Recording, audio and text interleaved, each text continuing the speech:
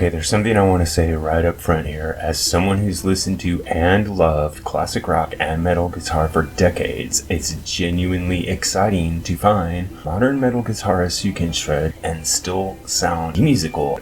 Not like retreads, not like tribute acts to the past, not like, here's my version of the same old metal licks.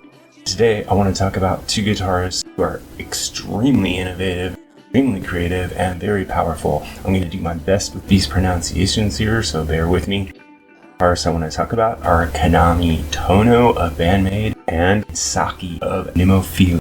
Two guitarists from the same country, the same era, and roughly the same generation who approach heavy guitar from completely different angles. And this video isn't about who's better. This is about how modern metal guitar can move forward.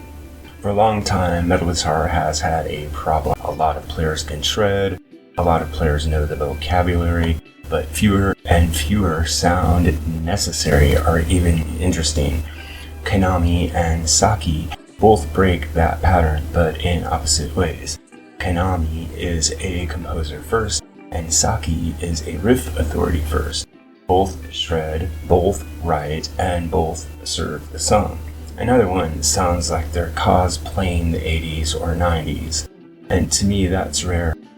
So let's start with Kanami. Kanami doesn't just play guitar, she designs songs. Her playing is harmony-driven, rhythmically precise, structurally intentional. She thinks in sections and not just riffs. Listen to how her parts support vocal phrasing, lock tightly with the groove, and leave space for Band-Maid's dense arrangements. Kanami's solos don't interrupt songs, they resolve them. She uses melodic development, unexpected chord movement, subtle modal shifts, and the key point I think is that she doesn't shred to impress, she shreds to express and explain something musically. Her technical skill disappears into the architecture of the larger song. Now, let's talk about Saki, because she's doing something very different but just as important.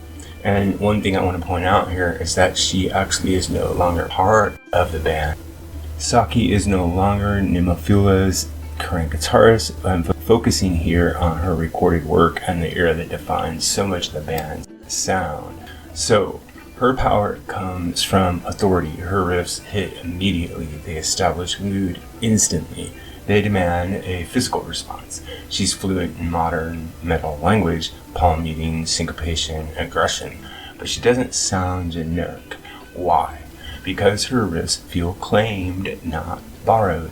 When Saki solos, it's not about elegance, it's about release. Her playing says, this is the emotional peak, now let's burn it down. She brings aggressive phrasing, sharp rhythmic accents, a sense of danger that never feels sloppy. Here's what excites me most about both players. Neither one sacrifices musical identity for technique. Kanami never becomes sterile. Saki never becomes chaotic. They avoid the biggest trap in modern metal guitar, which is playing fast without saying anything.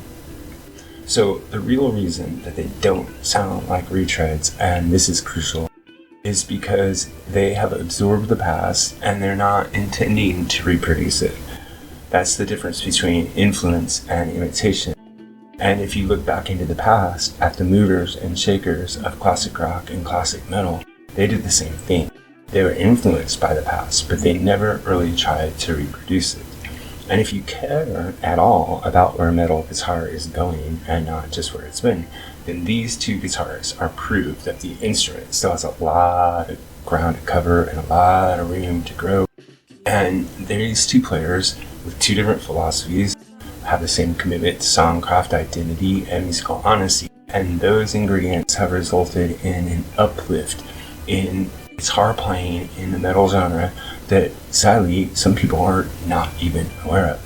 And honestly, finding guitarists like this in 2026 who can shred and think is something worth knowing about and worth celebrating. So let me ask you, which do you think is the most important element of metal guitar playing? Do you think it's a technique? Do you think it's emotion? Do you think it's architecture or impact, design or force? And what do you think about these two players? Drop your thoughts in the comments below. Music Guru here, asking you to help us on our march to 10,000 subscribers.